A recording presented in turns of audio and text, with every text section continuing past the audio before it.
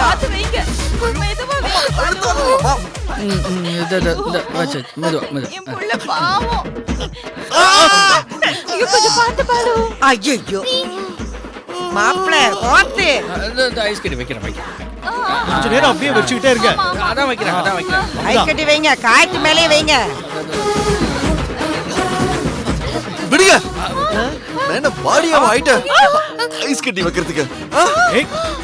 ஐயோ முருகா, ஏண்டா இப்படி அபசகுனமா பேசிட்டு இருக்க? அம்மா என் வலி எனக்கு தாமா தெரியும். ஐயோ அம்மா வலிக்குதும்மா. ஐயோ கடவுளே முருகா.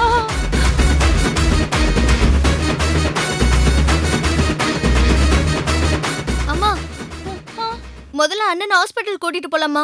பாவம் வலியில ரொம்ப துடிக்குது.